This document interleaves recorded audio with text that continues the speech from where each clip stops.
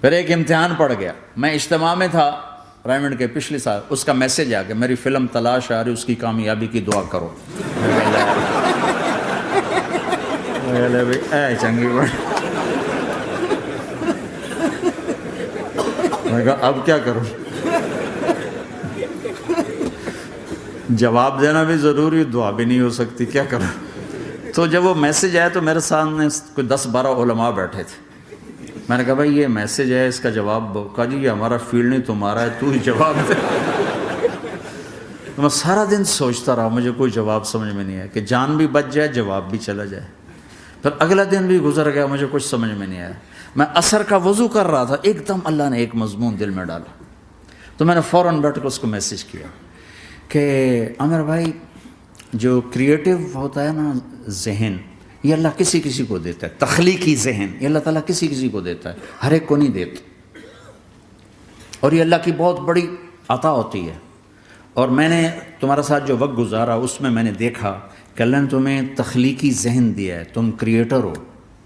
اور جو لوگ اس ٹائپ کے ہوتے ہیں وہ کامیابی ناکامی کی پرواہ نہیں کرتے، وہ اپنے کام سے کام رکھتے ہیں۔ آپ کا بھائی تو فوراً اس کا میسج آیا، آپ ٹھیک کہہ رہے ہیں، آپ ٹھیک کہہ رہے ہیں۔ بات ہو گئی پہ میں تھا ہانگ کانگ، تو میں نے اسے میسج کیا کہ میں طارق جمیل ہانگ کانگ میں آپ کو فون کر سکتا ہوں، میں آپ کو فون کر سکتا ہوں۔ میں ہمیشہ اسے، اب بھی میرا فون پہ رابطہ ہے، میں پہلے اسے میسج دیتا ہوں میں آپ کو فون کر سکتا ہوں، اگر اس کا جواب نہ ہے پھر میں نہیں کرتا ہوں۔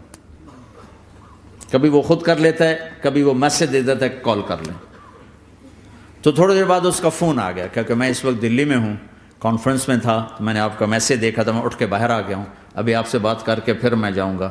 تو اسے باتیں کرتے کرتے کہنے لگا آپ کی دعا سے میری فلم کامیاب ہو گئی۔ میں کہا یا اللہ میں کوئی نہیں کی تھی تینوں۔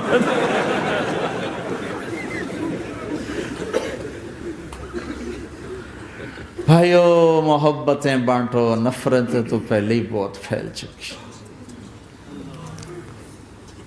نشہ پلا کے گرانا تو سب کو آتا ہے، مزہ تو تب ہے کہ گرتے کو تھام لے ساتھ۔